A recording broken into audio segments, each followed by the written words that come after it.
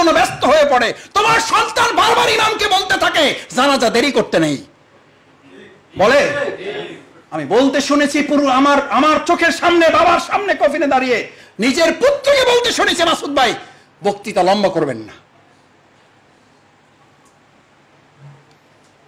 কি নিষ্ঠুর দুনিয়াতে থেকে আপনি বলেন আমি ছাড়া কিচ্ছু চলে না। কি আত্মপ্রতারণায় শয়তান আপনাকে ফেলে রেখেছে। ওয়াইয়াকা নাস্তাইন, আমি আপনার ছাড়া কারো সাহায্য চাই না। এই কথা একটু পরে জুমার নামাজে বলবেন। জুমার নামাজ শেষ করেই যখন বলা হবে আপনি রোকন হন নাই কেন, তখন এই রমনা থানার আমিরের দিকে আঙ্গুল তুলে অথবা আঙ্গুল না দিয়ে খুব ভদ্রভাবে বলবেন যে ভাই আমারে যেভাবে সহযোগিতা করার কথা ছিল সেভাবে সহযোগিতা না করার কারণে আমি আব্দুল করিম এত অ্যাক্টিভ একটা লোক, সেই আগের জামাতার এখন আসলে নাই, সেই তত্ত্বাবধান নাই, সেই আন্তরিকতা দরদ রমনা থেকে উঠে গেছে, শাহবাগ থানায় তো নাই বললেই চলে, এগুলো জাদুঘরে গেলে পাওয়া সম্ভব। যদি তা থাকতো তাহলে আমরা শিবিরে যেভাবে কর্মী হয়েছি, শিবির যেভাবে আমাদেরকে সাথী বানিয়েছে, শিবির যেভাবে আমাদেরকে সদস্য বানিয়েছে, তার ছিটাফোটাও যদি আজকে রমনা শাহবাগে থাকতো তাহলে আমি আজকে শুধু রোকন না বুলবুল ভাই, আমি আজকে রমনা থানার আমির হওয়ার কথা ছিল। এই বক্তৃতার কিন্তু আমারটা আমি দেই নাই, এটা আপনাদের যে কোনো একজনেরটা আমি শুধু কি করে শুনেছি, রিলে করে শুনেছি। এই বক্তৃতা মাঠে আছে না নাই? আপনি তো বলেই বেড়াচ্ছেন ওয়াইয়াকা নাস্তাইন, আমি আপনি ছাড়া আর কারো সাহায্য হয় না। আপনি আমি তো দূরের কথা, এই তালিকা তো পরে আল্লাহ রাসূল সাল্লাল্লাহু আলাইহি ওয়াসাল্লামকে আল্লাহ তাআলা শিখিয়ে দিচ্ছেন কুল ইন্নী লা আমলিকু লাকুম দাররা ওয়ালা রশাদা। কাফির মুশরিকরা এই কথা বলতো, কাফির মুশরিকরা এই কথা বলতো। আমি আমাদের কোন ভাইয়ের মধ্যে কাফির মুশরিকদের সেই কথার প্রতিধ্বনি শুনতে পাই, দিনের ক্ষেত্রে দুনিয়ার ক্ষেত্রে। জামাত ইসলামী খালি রোকন হতে বলে, জামাত ইসলামী খালি ইসলামী আন্দোলনের কথা বলে, আমরা কি খেয়ে বাঁচি, কিভাবে আমার সংসারটা চলে, কি আমার চাকরি আছে আমার নাই, আমার বেতনটা যে বন্ধ, আমার ব্যবসাটা 4 বছর ধরে খারাপ, এই খবর তো জামাত ইসলামী রাখে না। এটা কি জামাতের দায়িত্বের মধ্যে পড়ে না? আসলে এই জন্যই জামাতের সাথে খুব একটা আল্লাহ তাআলা আয়াত নাজিল করে বলে দিলেন কাফির মুশরিকরা একইভাবে আল্লাহ রাসূল সাল্লাল্লাহু আলাইহি ওয়াসাল্লামকে বিরক্ত করত, বিব্রত করত। মুহাম্মদ তুমি আমাদের মাথা ঠিক করার আগে কি ঠিক করো? পেট। আগে পেট ঠিক করো, আগে আমার ব্যবসা চাকরি দুনিয়াবি জীবনটা আগে ঠিকঠাক করে দাও, সফল করে দাও, তারপরে তোমার এই আদর্শের প্রতি ঈমান আনবো না আনবো বিবেচনা করে দেখবো। আল্লাহ তাআলা আয়াত নাজিল করে বলে দেন লা আমলিক, আমার কোনো ক্ষমতা নাই। মুহাম্মদ সাল্লাল্লাহু আলাইহি ওয়াসাল্লামের ক্ষমতা নাই, নূর ইসলাম বুলবুলের আছে। মুহাম্মদ সাল্লাল্লাহু আলাইহি ওয়াসাল্লামকে ক্ষমতা দেওয়া হয় নাই, ডাক্তার শফিকুর রহমানের আছে। এখানে ছাত্র শিবিরের সাবেক ভাইয়েরা আছেন, আমি ছাত্র শিবিরের একজন কর্মী হিসাবে আপনাদেরকে বলছি, আমি শিবিরের কোন ভাইদেরকে কোন ক্ষেত্রে অভিমানের সুর তুলে এটা বলতে শুনি। আমার ছাত্র জীবন শেষ হওয়ার পর আমার তো কেউ খোঁজ রাখে নাই, আমার চাকরির জন্য কোনো ফোন করে নাই, আমার একটা বিয়ে করা দরকার ছিল, কিভাবে করব এটার জন্য কেউ একটু পেরেশানিও হয় নাই, সব আমার করতে হয়েছে। আমার করা জীবনের উপর আমি আর কাউকে এখন ভাগ বসাইতে চাই না, আমাকে আমার মতো চলতে দেন। এই জাতীয় কথা বলার মতো লোক এই পৃথিবী সৃষ্টি হওয়ার আগে ছিল, এখন আর নাই। কি অদ্ভুত কথা।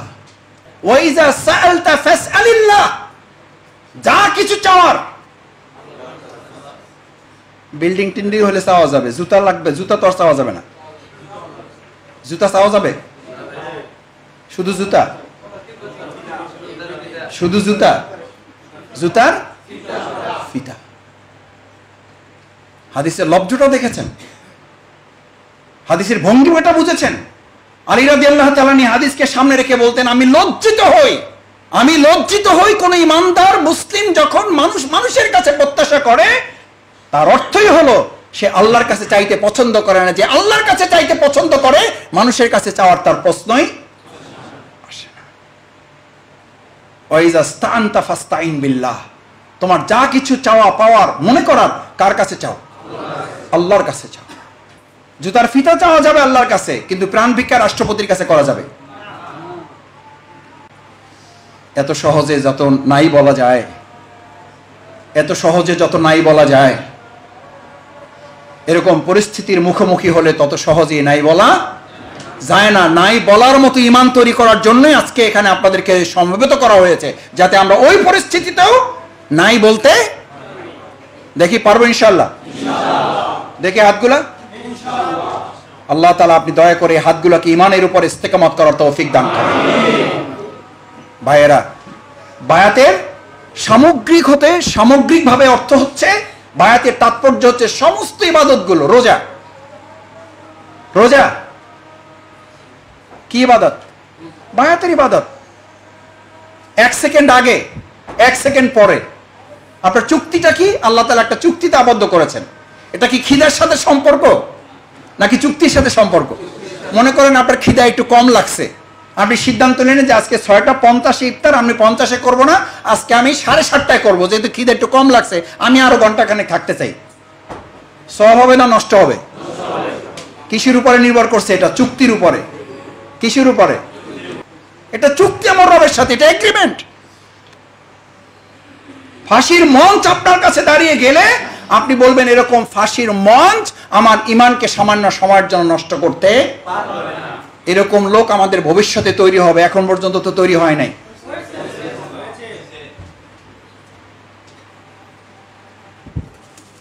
আলহামদুলিল্লাহ, আলহামদুলিল্লাহ।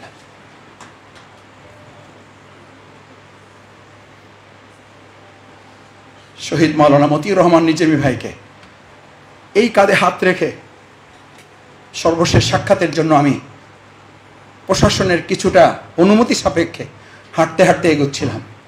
আমিরে জামাত, যদি আর দেখা না হয়, যদি আর কথা না হয়, ইসলামী ছাত্র শিবিরের জন্য, জামাত ইসলামীর জন্য আপনার পক্ষ থেকে 2টো বাক্য নসিহা হিসাবে আমি চাচ্ছি। আল্লাহ তাআলা আপনার হায়াতে তৈয়বা দান করুন। পাহাড়ের মতো অটল অবিচল আমার মাথায় প্রথমে একটা চুমু দিয়েছে, এরপরে চশমার দিকে তাকিয়ে দেখি চশমার 2 ভাগ দিয়ে টপ টপ করে পানি পড়ছে। বলল, মাসুদ কি বলো তুমি? এই ফাঁসির মধ্য দিয়ে তো আমাদের জীবন শেষ হয়ে যাচ্ছে না। এই ফাঁসির মধ্য দিয়ে আমাদের একটা জীবন শেষ হচ্ছে, আর একটা জীবনের শুরু হচ্ছে, এবং নিশ্চিত থাকো আমাদের সকলের আবার জান্নাতে দেখা হবে। আমি সে কথা বলার জন্যই পরিবারকে যাচ্ছি, আমি পরিবারকে এই কথাটা বলার জন্যই যাচ্ছি, আর কোনো কথা আলোচনা হবে না তাদের সাথে।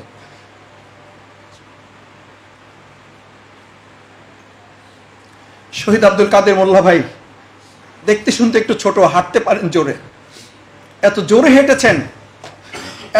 হেঁটেছেন যে জেলার সুপাররা পিছন থেকে ডেকেছেন যে স্যার একটু আস্তে হাঁটেন, স্যার একটু আস্তে হাঁটেন।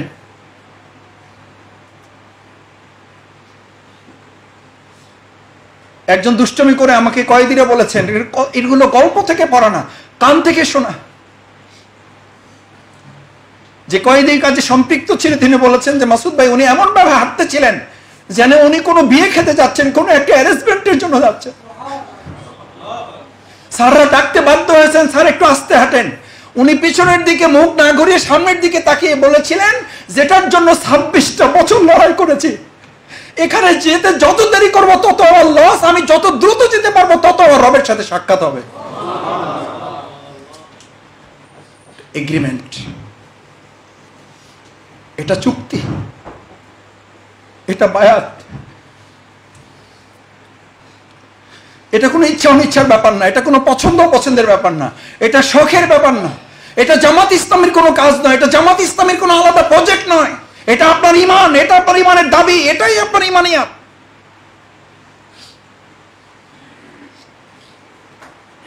আলহামদুলিল্লাহ, আমি নিজামী ভাইকে পেয়েছি, আমি মোল্লা ভাইকে পেয়েছি, আমি মীর কাসিম আলী ভাইকে পেয়েছি, আমি কামরুজ্জামান ভাইকে আমার নিজের চোখে যেতে দেখেছি। কাশিমপুর হাই সিকিউরিটি থেকে তাকে আরেকটা জেলে নেওয়া হচ্ছে ফাঁসি কার্যকর করার জন্য। আমি দিলওয়ার ভাই দাঁড়িয়ে আছি হসপিটালের সামনে তাকে একটা সালাম দেওয়ার জন্য, দূরে, অনেক দূর থেকে। এখনো সেখানকার জেলার সহকারী জেল সুপার যারা ছিলেন তারা আমাদেরকে বলতেন যে মাসুদ ভাই আপনারা সালাম দিয়েছিলেন, ওনার কানে পৌঁছেছে। আমরা অনেকে বলেছিলাম যে স্যার দুইজন আপনাকে সালাম দিয়েছে, আপনি যদি একটু তাকায় ওদেরকে সালামের জবাব দিতে পারেন। কামরুজ্জামান ভাই চোখটা সামনে রেখে মাথাটা না ঘুরিয়ে জেলার সুপার ডাক্তার তাদেরকে বলেছিল, ইসলামী আন্দোলনের কর্মীরা কখনো ফাঁসির মঞ্চে যেতে পিছনের দিকে তাকায় না। মাসুদ দিলওয়ারকে বলে দিও যদি আমার সাথে দুনিয়ার সাক্ষাৎ না হয় ওদেরকে জানিয়ে দিয়েন আপনারা যে ওদের সাথে জান্নাতুল ফেরদাউসে দেখা হবে।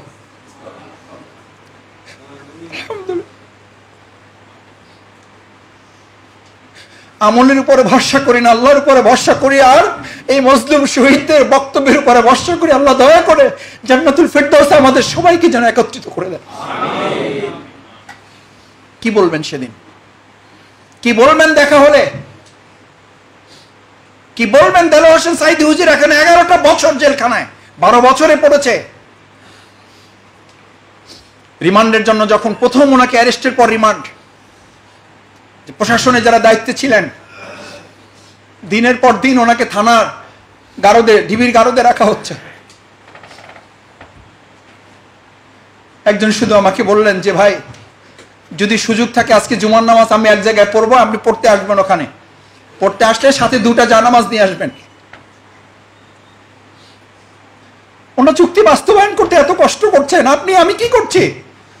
2টা জানামাজ নিয়ে আসবেন। আমি বললাম 2টা কেন? বলে যে আসেন তারপরে বলবো। 2টা জানামাজ নিয়ে মসজিদে নামাজ পড়েছি। লোকেরা আমার দিকে তাকাচ্ছে, আমি মানুষ, একজন জানামাজ 2টো, আরেকজনকে আমি দিলাম যে ভাই আপনি এটাতে পড়েন। নামাজ শেষ করেছি, উনি আমাকে একটা গাড়িতে তুললো।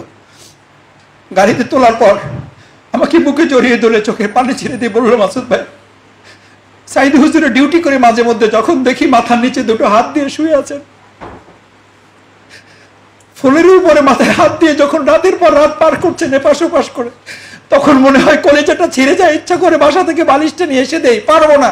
জায়নামাজ 2টো দেন, 2টা জায়নামাজ নামাজের উসিলা করে দেবো, হুজুরকে বলবো হুজুর নামাজ শেষ করে জায়নামাজ 2টো একটু মাথার নিচে দিয়ে ঘুমাবে।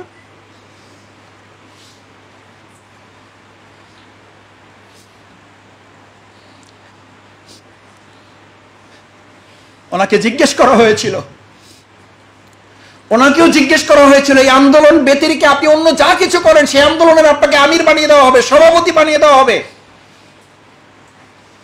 আমির বানিয়ে দেওয়া হবে, সভাপতি বানিয়ে দেওয়া হবে। আপনি আরেকটা পার্টি খোলেন আর আপনাকে সবকিছু দিয়ে আমরা সহযোগিতা করব। আলহামদুলিল্লাহ, এই বায়াতি জিন্দেগিকে সামনে রেখে, শপথের অঙ্গীকারকে সামনে রেখে উনি বলেছিলেন আমি তো এই আন্দোলনের কর্মী হওয়ার জন্য এসেছি, আমির হওয়ার জন্য আসি নাই, কারণ এটা আমার বায়াতের হক, এটা আমার শপথের হক। সেই জন্য প্রিয় ভাইয়েরা, বায়াতি জিন্দেগিটা হচ্ছে আমাদের সমস্ত ইবাদতের মানদণ্ড। এটা প্র্যাকটিক্যাল ফিল্ড, প্র্যাকটিক্যাল ফিল্ড। এই মানদণ্ডে নিজেদেরকে উত্তীর্ণ থাকা এবং উত্তীর্ণ হওয়ার জন্যে আমাদেরকে শপথের আলোকে নিজেদের জীবন পরিচালনার সিদ্ধান্ত গ্রহণ করা দরকার। এবং সেই সিদ্ধান্ত নেওয়ার জন্য আল্লাহ রাসূল সাল্লাল্লাহু আলাইহি ওয়াসাল্লাম এবার এটার ব্যাখ্যাটা কিভাবে করেছেন, এই ইবাদতে যারা সম্পৃক্ত তাদের ব্যাখ্যাটা আল্লাহ রাসূল সাল্লাল্লাহু আলাইহি ওয়াসাল্লাম কিভাবে করেছেন। ক্বালা রাসূলুল্লাহ সাল্লাল্লাহু আলাইহি ওয়াসাল্লাম ক্বালু বায়ান, অতঃপর তারা আসলেন এবং বললেন ইয়া রাসূলুল্লাহ সাল্লাল্লাহু আলাইহি ওয়াসাল্লাম আমাদেরকে আপনি বায়াত দেন। আমার ভাইয়েরা ভালো করে খেয়াল করুন, বায়াত, চুক্তি, এগ্রিমেন্ট, অঙ্গীকার যা কিছু হয়েছে প্রত্যেকটা বায়াতের ঘটনা দুঃসময় না সুসময়? দুঃসময় না সুসময়? এখন বায়াত আরো পরে হবে। আপনি একটা কথা তো প্রায় বলেন, আপনারা সবাই বলেন তা বলছি না, কিন্তু আপনি একটা কথা তো প্রায় বলেন, ভাই পরিস্থিতিটা ভালো হোক, ইনশাল্লাহ কি হয়ে যাব, কি হয়ে যাব, রোকন হয়ে যাব। রোকন হয়ে যাওয়ার সাথে পরিস্থিতি ভালো সম্পর্ক না খারাপের সম্পর্ক? প্রত্যেকটা বায়াতের ঘটনা ঘটেছে ভালো অবস্থায় না দুঃসময়? দুঃসময়। এখন যদি সেই হিসেবে বিবেচনা করা হয়, কাঁঠালের একটা সিজন আছে, আমের একটা সিজন আছে, লিচুর একটা সিজন আছে, ইলিশ মাছের একটা সিজন আছে, এখন কি সিজন? বায়াতের সিজন। একটা সময় জিজ্ঞেস করা হবে 2008 সাল থেকে 2022 সালের মধ্যে যারা রোপণ হয়েছেন তারা হাত জাগান। একটা সময় দেখা হবে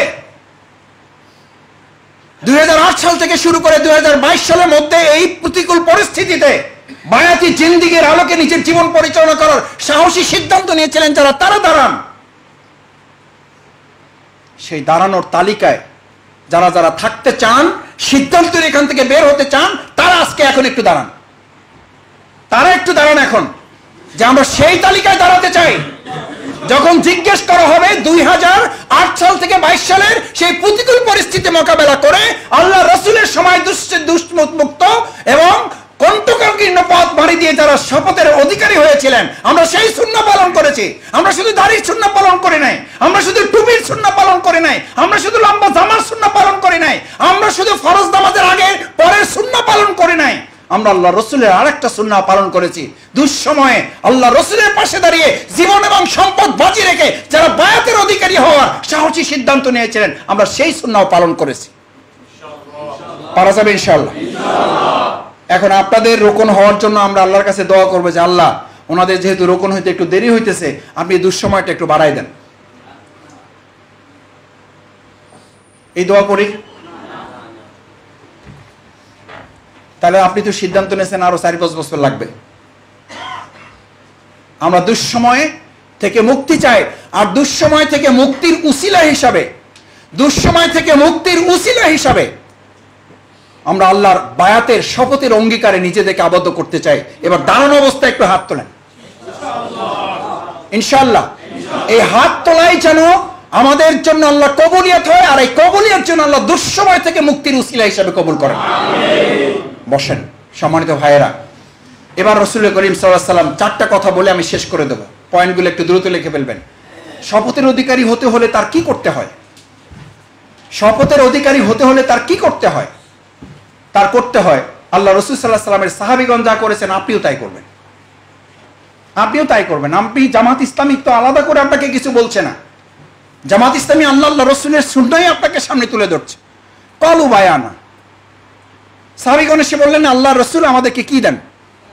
বায়াত দেন, আমাদেরকে শপথ দেন। কেন? আমল দিয়ে তো জান্নাতে যেতে পারবো না। জান্নাতে যেতে পারবে শুধু সেই ব্যক্তিগণ যাদের প্রতি আল্লাহ কি থাকবেন?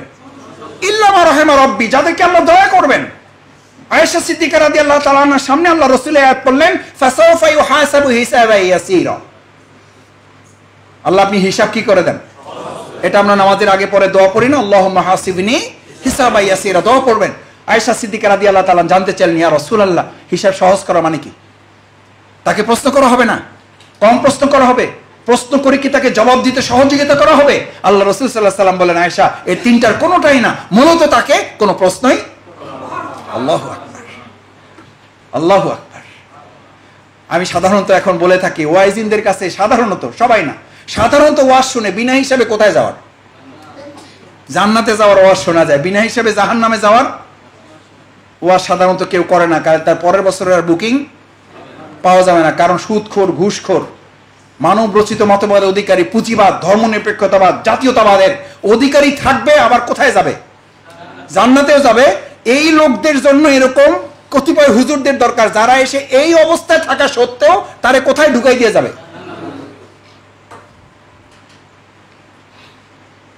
আমি এই জন্য মাঝে মধ্যে বলি, খালি বিনা হিসেবে জান্নাতে যাওয়ার রাস্তা খুঁজেন না, ওইটা তো ঠিকই আছে, বিনা হিসেবে জাহান্নাম থেকে বাঁচারও চেষ্টা করেন, তার তো হিসাবই নেওয়া হবে না। ফালা নুকিমু লাহুম ইয়াওমাল কিয়ামাতি ওয়াজনা। আজকে সূরা কাহাফ পড়বেন, জুমার নামাজ। আমি গাড়িতে আসতে আসতে পড়তেছিলাম, আল্লাহ অহংকার মাফ করুন, আমার গুনাহ, আমার সওয়াব যেন নষ্ট না হয়। এই জুমায় যদি কেউ সূরা কাহাফের প্রথম 10 শেষ 10 পুরোটা পড়লে পুরোটা, নাহলে প্রথম 10 শেষ 10 পড়লে এই জুমা থেকে পরবর্তী জুমা দাজ্জালের মতো ফিতনাও যদি চলে আসে, আল্লাহ সেখান থেকে আপনাকে আল্লাহ নূর দিয়ে আপনাকে সাহায্য করবে। আর বাকি টাকার ফিতনা, চাকরির ফিতনা, ঘরের ফিতনা, বউর ফিতনা, পোলার ফিতনা, মা বাপ 14 গোষ্ঠীর ফিতনা, এগুলো দাজ্জালের চেয়ে বড়? এগুলো তো দাজ্জালেরই এক একটা অংশ। আল্লাহ রাসূল বললেন, দাজ্জালের মতো ফিতনাও যদি চলে আসে, আল্লাহ তাআলা সেখান থেকে তোমাকে হেফাজত করবে। পড়বেন ইনশাআল্লাহ। সেই সূরার শেষ 10 আয়াতের মধ্যে আল্লাহ তাআলা উল্লেখ করেন, ফালা নুকিমু লাহুম ইয়াওমাল কিয়ামাতি ওয়াজনা। ফালা নুকিমু লাহুম, তার জন্য তো কোনো মানদণ্ড, পাল্লা স্থাপনই করব না আমি। ফাহাবিতাত আমালুকুম, তার আমলগুলো, আমল নাই তা তো বলা হয় নাই, ফাহাবিতাত আমাল, তার আমলগুলো ধ্বংস করে দেব। কার আমল? আল্লাযীনা দাল্লা সাইহুম ফিল হায়াতিদ দুনিয়া, দুনিয়ার জীবনে কিছু আনুষ্ঠানিক ইবাদত করেই তার কাজ শেষ করেছে। সে মনে করেছে আমি নামাজ পড়েই জান্নাতে চলে যাব, সে মনে করেছে আমি রোজা রেখেই জান্নাতে চলে যাব, সে মনে করেছে আমি হজ করেই জান্নাতে চলে যাব, সে মনে করেছে 1 লক্ষ টাকা জামাত ইসলামী আন্দোলনে দিয়ে আমি জান্নাতে চলে যাব।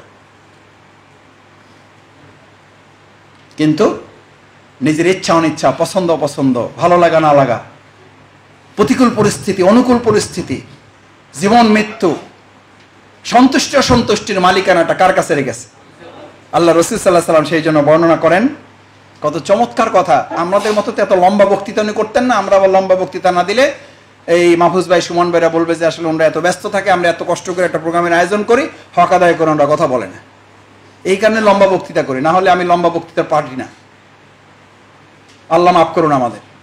আল্লাহ রাসূল সাল্লাল্লাহু আলাইহি ওয়াসাল্লামকে জানতে চাইলেন, ইয়া রাসূলুল্লাহ, আমার প্রশান্তি দরকার, আমি সফল হতে চাই। আল্লাহ রাসূল সাল্লাল্লাহু আলাইহি ওয়াসাল্লাম এই 1.5 ঘন্টার বক্তৃতা দেন নাই, 2টা সেন্টেন্স বলেছেন। কয়টা?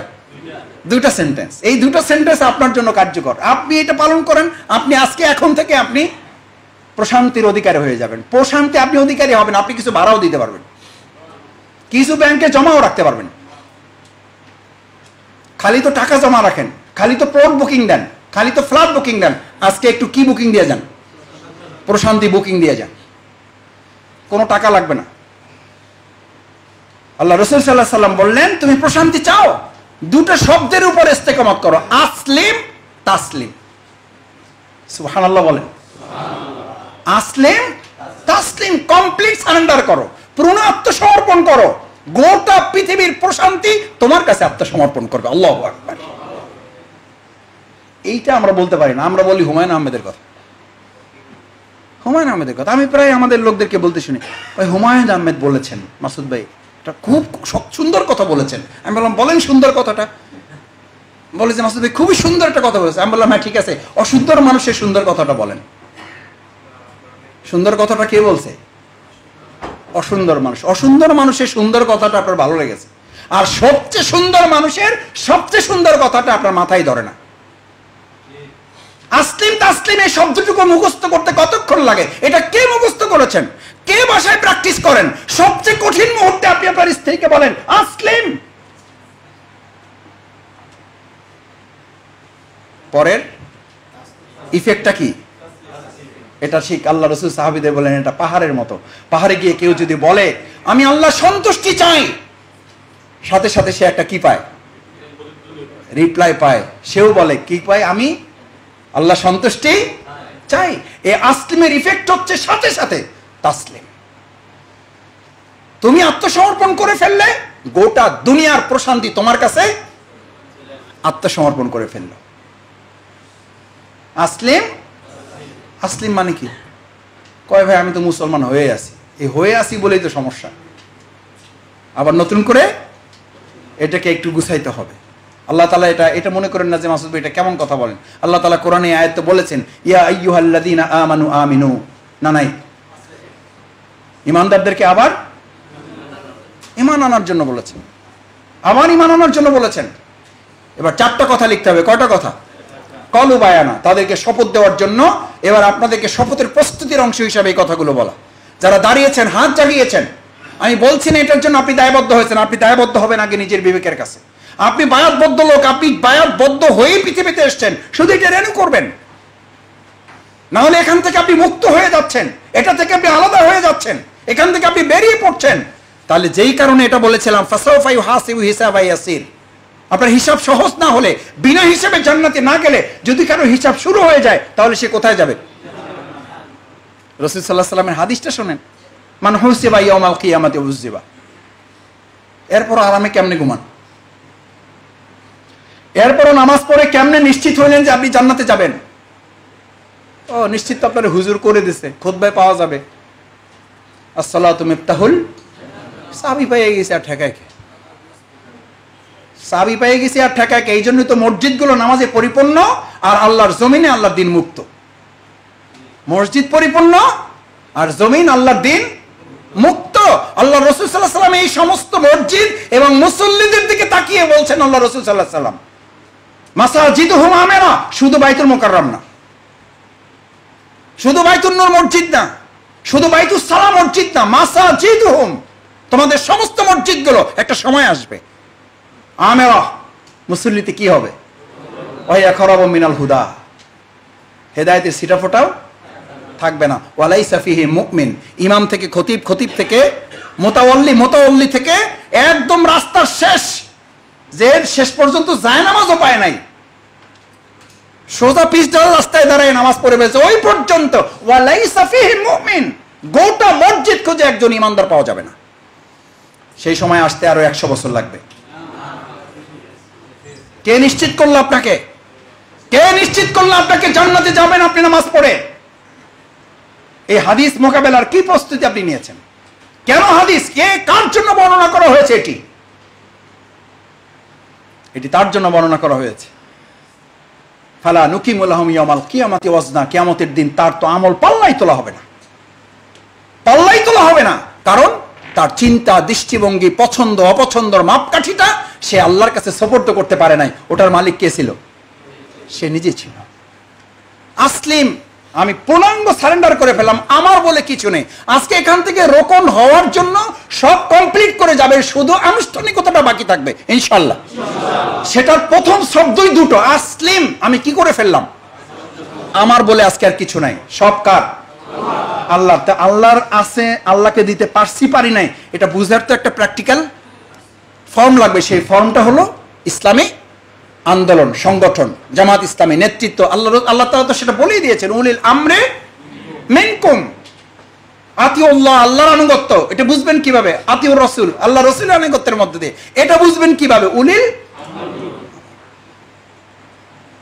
এখন আপনি দুটা সোজা বাদ দিয়ে ডাইরেক্ট লাইন ধরছেন যে ভাই আমি এসবের মধ্যে নাই, এই ঝইঝামেলার মধ্যে আমি নাই, আমি কার আনুগত্য করি? আল্লাহ তাআলাই বলে দিয়েছেন আমার আনুগত্যের ধারাটা হচ্ছে আল্লাহর রাসূলের, রাসূলের আনুগত্যের ধারাটা হচ্ছে উলিল আমরের। ইনশাআল্লাহ পারা যাবে। আসলিম মানে হচ্ছে আমি পূর্ণাঙ্গ কি করলাম? আমার বলে কিছু নাই। কলু বায়ানা, 4টা লেখেন এবার। নাম্বার 1, আল্লাহ রাসূল সাল্লাল্লাহু আলাইহি ওয়াসাল্লাম বললেন কলু বায়ানা, এবার তোমরা বলো, এই শপথের মধ্যে তোমাদের অন্তর্ভুক্ত করো। প্রথম কথা হচ্ছে ফিমা আহিব্বা ওয়া কারিহা, আমার পছন্দ অপছন্দ বলে এখন থেকে আর কিছু নাই। আপনি পছন্দ করেন চাকরি, সংগঠন পছন্দ করে, ওই সময় ওই টাইমে একটা প্রোগ্রাম, কথা পরিষ্কার ভাই, পরে রোকন হইয়া ঝামেলা করেন না। এখন বলবেন ভাই চাকরি ছেড়ে দেব, সেটা তো তখন আলোচনা করে সিদ্ধান্ত নেবেন কোনটা অ্যাডজাস্ট করবেন। আপনাকে সবাইকে চাকরি ছেড়ে দিয়ে বেকারদের সংগঠনের নাম বাংলাদেশ জামাত ইসলামী, আপনাদের ভাবতে হলো এটা, কয় ভাই একটু সব ঠিকঠাক করে নেই ইনশাল্লাহ, তারপরে কি করব, রোকন হয়ে যাব। ভাবখানে এরকম যে তখন আর আপনার কোনো কাজ থাকবে না। বয়স যত বাড়ে, দুনিয়ার ব্যস্ততা তত কমে, এরকম একজন দাঁড়ান। বয়স যত বেড়েছে, ব্যস্ততা তত কমেছে, এরকম একজন এখানে দাঁড়ান। দেখেন একটু খুঁজেন না ভাই, চেষ্টা করেন। আমাদের মুরব্বী অনেকে বলতো মাসুদ আরামে আসা এত তো বুঝতেছে না, খালি পার্টি করে বেড়াও। আমি বললাম ভাই সমস্যা কখন হবে? বলছে বিয়ে করো বুঝতে পারবা। করলাম বিয়া, তাই আমি বললাম ভাই বুঝতে তো পারতেছি না। বলছে বাচ্চা কাচ্চা হয়েছে? বলছে না হয় নাই। বলছে ও টের পাবা জীবন কাকে বলে, কত প্রকার কি কি। তারপর বছর 2 গেল, বাচ্চা হইলো। তাই আমি বললাম ভাই বাচ্চা তো হয়েছে। বলছে যে হয়েছে, এইটা অসুবিধা নেই, স্কুলে দিছো? আমি বললাম না, তা তো নেই, দেয় না। বলছি স্কুলে দাও, তখন বুঝতে পারবা। এরপর আর ওই ভাইয়ের সাথে আমার দেখা হয় নাই। যে তারপরে উনি কি বলতো, এই জন্য সেই প্রশ্নটা জবাব দিতে পারলাম না আপনাদের কাছে। মানুষের মধ্যে এরকম শয়তান থাকবে যারা আপনার ডানে বামে সামনে পিছনে থেকে আপনাকে ভয় দেখিয়ে বলবে জামাত ইসলামের কর্মী হয়ে তোমার এই অবস্থা, খবরদার। এটা জিনদের মধ্য থেকে, এই শয়তান জিনদের মধ্য থেকে, মানুষের মধ্যে। এই কথা আমাদের, কার কথা? ফিমা আহিব্বা ওয়া কারিহা, পছন্দ অপছন্দ এখন থেকে, আজকে থেকে, এই মুহূর্ত থেকে, এই টিসি থেকে, এই জায়গা থেকে বের হওয়ার আগে থেকে পছন্দ অপছন্দের মাপকাঠি আমি না কে? আল্লাহ মানে ইসলাম, ইসলামী আন্দোলন।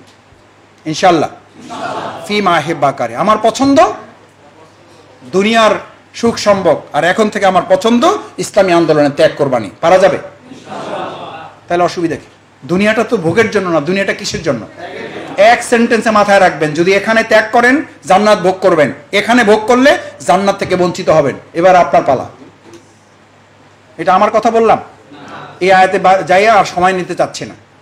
পরিষ্কার ঘোষণা আল্লাহ তাআলার সূরা ইনশিকাক, ভালো করে পড়ে দেখবেন। সূরা ইনশিকাক 6 থেকে 12। কত?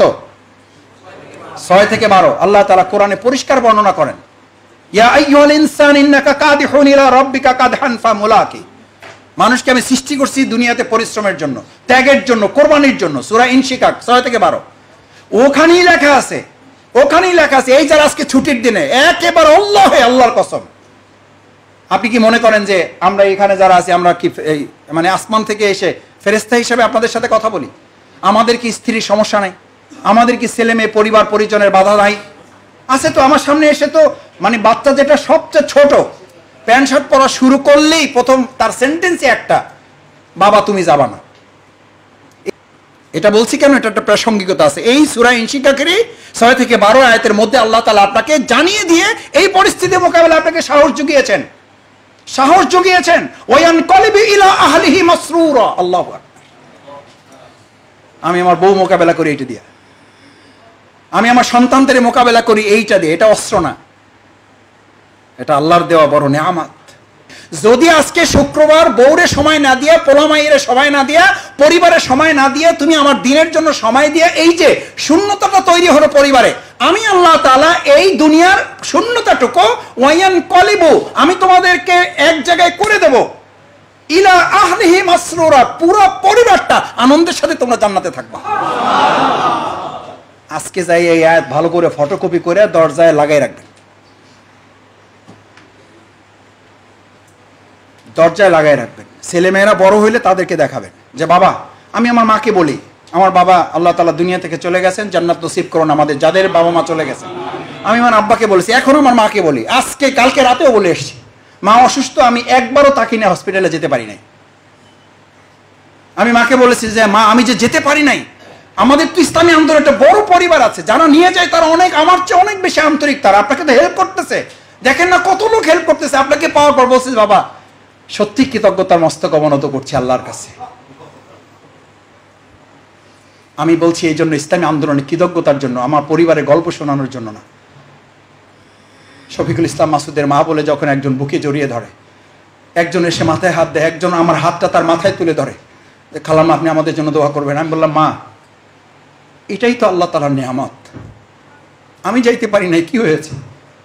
আমাদের কত ভাইয়েরা, কত বোনেরা আপনাকে সহযোগিতা করতে পেরে তারা কৃতজ্ঞ। আল্লাহ তাআলা তো আমাদেরকে এই শুধু 11 জনের পরিবার করেন নাই, আল্লাহ তাআলা তো গোটা ইসলামী আন্দোলনটাকে আমাদের পরিবার বানিয়েছেন। আমি আমার স্ত্রীকে জেল থেকে বের হয়ে প্রথম একটা সেন্টেন্স জিজ্ঞেস করেছিলাম, এই 4 বছরের সবচেয়ে বেশি কষ্ট কি হয়েছে তোমার? আলহামদুলিল্লাহ, আমি সাক্ষী রাখি এগুলো ভিডিওতে, আমাদের পরিবারগুলোর জন্য, বুঝার জন্য। আমার স্ত্রী তখন একটা কথা বলেছিল, আপনি যখন ছিলেন না তখন গোটা পৃথিবীটা ছিল আমার একটা পরিবার, আপনি বের হয়ে এসে এখন এই পরিবারটা যেন সংকুচিত হয়ে গেছে, আমরা ছোট্ট একটা পরিবারে পরিণত হয়েছি। আপনি ছিলেন না তখন গোটা পৃথিবীটা আমার পাশে ছিল। আলহামদুলিল্লাহ, আলহামদুলিল্লাহ। আল্লাহ তাআলা আপনাকে জান্নাতে একত্রিত করবেন কি? ইসলামী আন্দোলন করার কারণে আমরা দুনিয়াতে একত্রিত হয়ে আছি, সুখ দুঃখে আমরা আছি না? জেলখানায় আমাদের অন্য অন্য দলের লোকেরা বলতো, মাসুদ এরকম হলে জেল খাটতে তো কোনো অসুবিধাই নেই, আমাদের দেখে অন্য দলেরা শিখেছে না শেখে নাই? আল্লাহু আকবার। জেলখানায় আমাদের সাথে জামাতের সমর্থন ফর্ম পূরণ করার সিদ্ধান্ত নিয়ে বেরিয়েছে। এই যদি জামাত ইসলামী হয়, আলহামদুলিল্লাহ। ফিমা আহিব্বা ওয়া কারিহা, পছন্দ অপছন্দ কার জন্য? আল্লাহর জন্য। সেই জন্য বলেছে আজকে যারা শুক্রবার পরিবার থেকে বিচ্ছিন্ন হয়ে এখানে এসে মনে মনে কষ্ট করছেন, সেই বিকাল পর্যন্ত থাকতে হবে আহারে, যদি বাসায় থাকতে পারতাম। আল্লাহ তাআলা পোষণ করে দিয়েছেন। বিপরীতটা শোনেন ভাইয়েরা, কষ্ট নিয়েন না, কষ্ট নিয়েন না, বুঝার জন্য, মনের তৃপ্তির জন্য বলছি। ইন্নাহু কানা ফি আহলিহি মাসরুরা, কানা ফি আহলিহি মাসরুর। এদিকে হলো আল্লাহ তাআলা ওয়ায়ানকালিবু ইলা আহলিহি মাসরুর।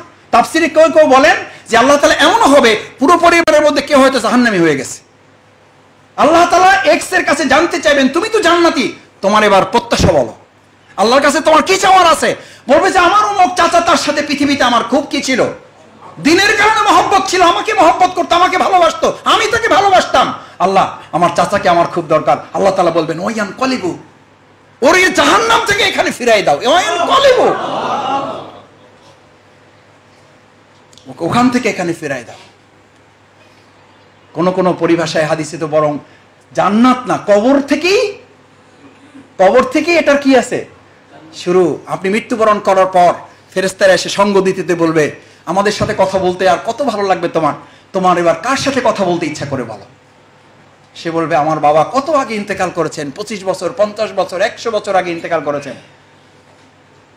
আমি আমার বাবার সাথে একটু কথা বলতে চাই। আল্লাহ তাআলা ফেরেশতাদেরকে বলবেন নিয়ে এসে ওকে পাশে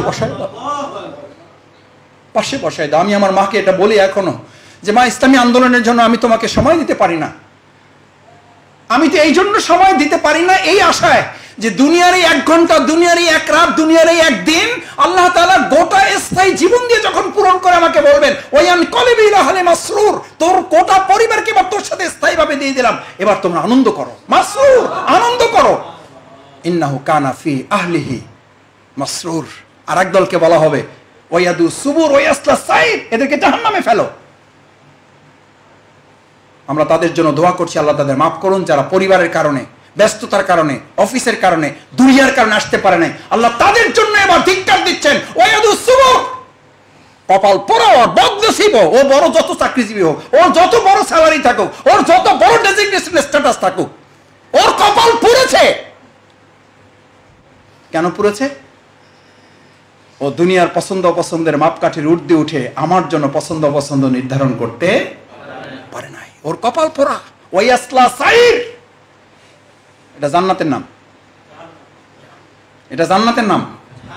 আল্লাহ একটা জাহান্নামের নামই উল্লেখ করে মেনশন করেছেন ওই লোকদের জন্য যারা চাকরি, ব্যবসা, পরিবার, স্ত্রী, সন্তানের ভালোবাসা উপেক্ষা করে আল্লাহর দ্বীনকে ভালোবাসতে পারে নাই, আল্লাহর দ্বীনের আন্দোলনের নির্দেশকে পছন্দ করতে পারে নাই। ওয়াসলা সাইর, ওয়াসলা দেরি করবা না, দেরি করবা না ব্যাখ্যা বলা হয় ওর কোনো হিসাবই দরকার নাই, হিসাব নিয়েও টাইম নষ্ট করা যাবে না। ফেরেশতাদেরকে নির্দেশ দেওয়া হচ্ছে ওয়াসলা সাইর, দ্রুত ওরে কোথায় ফেলাও? ওরে জাহান্নামে ফেলাও। কেন ফেলাও? অপরাধটা শোনেন না, অপরাধ শোনেন ভাই। ইন্নাহু কানা ফি আহলিহি মাসরুর, এরা দুনিয়ার জীবনে পরিবার পরিজন, আত্মীয় স্বজন, বড় বড় চাকরি, ব্যবসা এসব নিয়ে কিসে ছিল? ব্যস্ত ছিল না, এসব নিয়ে আনন্দে ছিল। শুক্রবার আসলেই দেখবেন সামাজিক কাজ, পারিবারিক কাজ, এই কাজ সেই কাজ। কয় যে ভাই শুক্রবার তো শ্বাসই ফালাইতে পারি না, তো শ্বাস ফালান কবে? শনিবার থেকে বৃহস্পতিবার শ্বাস ফালাইতে পারেন না, শুক্রবার পরিবার পরিজন সামাজিক কাজে শ্বাস ফালাইতে পারেন না, শ্বাসটা ফালান কবে? আমি জানতে চাচ্ছি, আল্লাহ জানতে চাচ্ছে। ইন্নাহু কানা ফি আহলি মাসরুর, কানা তারা ছিল দুনিয়ার জীবনে আনন্দ মশগুল ছিল, স্ত্রী সন্তান নিয়ে প্রতিদিন বেড়াইতে যাইতে হবে, প্রতিদিন সময় দিতে হবে, প্রতিদিন ঘুরতে হবে, প্রতিদিন বাচ্চাদের নিয়ে পার্কে যেতে হবে। আল্লাহ তাআলা বললেন যা তুই এবার ওয়াদু সুবুর, তোর কপাল পুড়েছে, ওয়াসলা সাইর, এবার তোর জন্য আমি একটা আলাদা জাহান্নামী নির্ধারণ করে দিয়েছি, এবার যান। এবার সংগঠনকে কথায় কথায় বলেন শুক্রবার সময় নাই, শনিবার সময় নাই, রোববার অফিস, বলেন।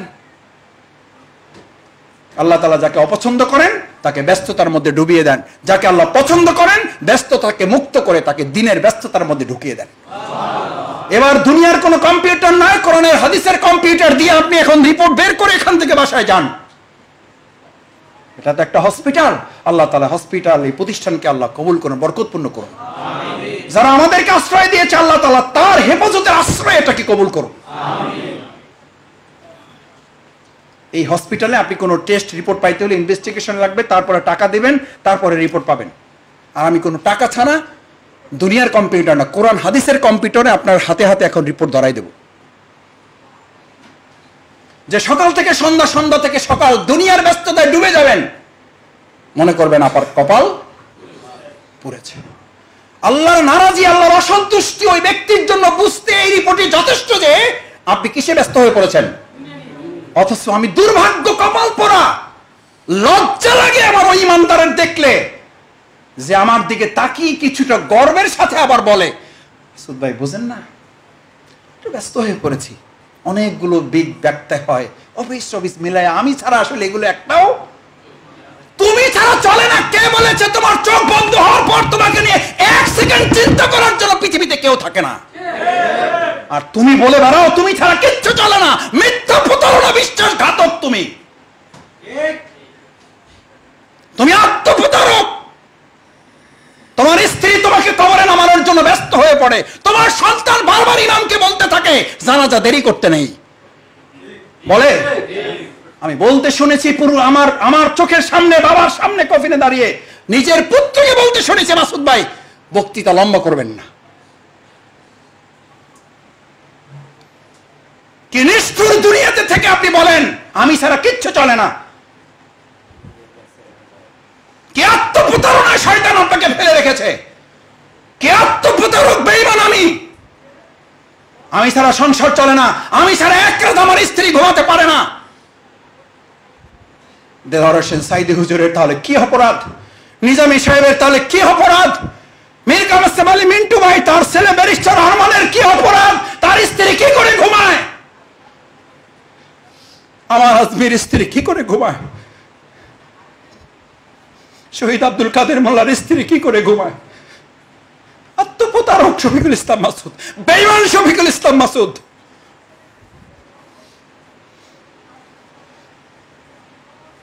আমার সন্তান আমাকে ছাড়া ভাত খায় না, ব্যারিস্টার আরমান ভাইয়ের সন্তান কি করে ভাত খায়, কি করে ভাত খায়। আমি সেই বাসায় গিয়েছিলাম,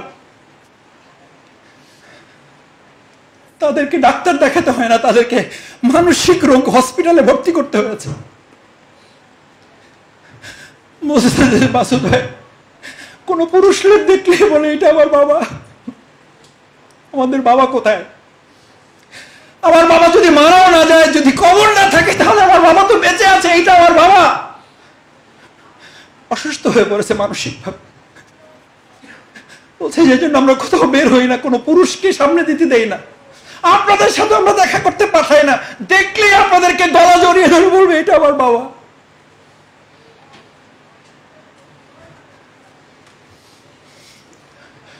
আর আপনি বলেন আপনি ছাড়া সংসার চলে না, আপনি ছাড়া অফিস চলে না, আপনি ছাড়া প্রতিষ্ঠান চলে না, আপনি ছাড়া আপনার স্ত্রী চলে না। বরং ইসলামী আন্দোলন ছাড়া আপনার ঈমান চলে না, চলে না। ভাইয়েরা,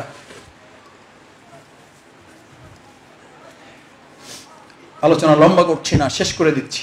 ফিমা হিব্বা ওয়া কারিহা, পারবো পছন্দের মাপকাঠি ইনশাআল্লাহ। রুকুনিয়াতের প্রথম শর্ত এটা। দ্বিতীয় শর্ত ফিল উসরি ওয়াল ইউসর, কঠিন হইলেও করব, সহজ হইলেও। এটা সাহাবীদেরকে আল্লাহ রাসূল সাল্লাল্লাহু আলাইহি ওয়াসাল্লাম বলেছেন, এটা জামাত ইসলামী আপনাদের কর্মীদেরকে আমরা শোনাচ্ছি। এটা আমি গঠনতন্ত্র থেকে কোনো আলোচনা আপনাদেরকে পেশ করছি না, এটাই বায়াতি জিন্দেগির কথা বলছি, এটা সেই দুঃসময়ের কথা বলছি, ক্রান্তিকালের কথা বলছি, যখন আল্লাহ রাসূল সাহাবীদের দিকে তাকিয়ে বললেন ফিল উসরি ওয়াল ইউসর, পরিস্থিতি যত কঠিনই হোক তোমরা কি রাজি আছো? তারা এক বাক্যে বলেছিল ইয়েস। উসরি ওয়াল ইউসর, কঠিন হলেও আসি, সহজ হলেও। কিন্তু আপনি মিছিলে যাবেন না, আপনি জরুরি ওয়াদা দিবেন না, কারণ আমার অবস্থায় খারাপ। আপনার খারাপ অবস্থা থেকে ভালো অবস্থায় যাওয়ার জন্যই তো এটা সাদাকা। কথা বুঝেন নাই? গোটা পৃথিবীর ইসলামিক স্কলাররা এটা বলেন, বউ কথা শোনে না, 100 টাকা আল্লাহর দিনের জন্য দিয়ে দাও, হইতে পারে এই উসিলে বউ এখন থেকে কথা শুনবে। ছেলে কথা শোনে না, 100 টাকা দিয়ে দাও আল্লাহর দিনের জন্য, ওটা নিয়ত করে দাও, কথা শুনবে। কারণ আল্লাহ রাসূল বলেছেন গোটা পৃথিবীতে যখন দাউ দাউ করে আগুন জ্বলে, গোটা পৃথিবীর সমস্ত 3 ভাগের 2 ভাগ পানি দিয়ে এই আগুনের এক ছিটা ফোঁটাও নিবানো সম্ভব না। কিন্তু গোটা পৃথিবীর একজন ইমানদার না, গোটা পৃথিবীর সমস্ত ইমানদারের জল জল করা আগুন, দাউ দাউ করা তার হৃদয়ের আগুন, আপনি এটা প্রশান্তির জন্য মানুষের কাছে আশ্রয় খোঁজেন। আর আল্লাহ রাসূল সাল্লাল্লাহু আলাইহি ওয়াসাল্লাম বলেছেন এই দাউ দাউ করা জ্বালা আগুনের মধ্যে যদি তুমি একটা সাদাকার খেজুরের টুকরা ফেলে দাও, গোটা পৃথিবীর আগুন নিভিয়ে দিতে সক্ষম একটা খেজুর। আর আপনার ভাবটা কি? আর জামাত ইসলামীও পাইছে আমাদের, জরুরি দেন, নেশাব দেন, বন্যা দেন, আফগানিস্তান দেন, এইটা দেন, ওইটা দেন। কি দেন আপনি? কারটা দেন? কাকে দিচ্ছেন? লজ্জা করে না শফিকুল ইসলাম মাসুদের? যার খাই যার পরেই তাকে দিতে কার্পণ্য করি। কত বড় আত্মপ্রতারক, কত বড় বেঈমান আমি। তার মানে আপনি সব দিয়ে দিবেন?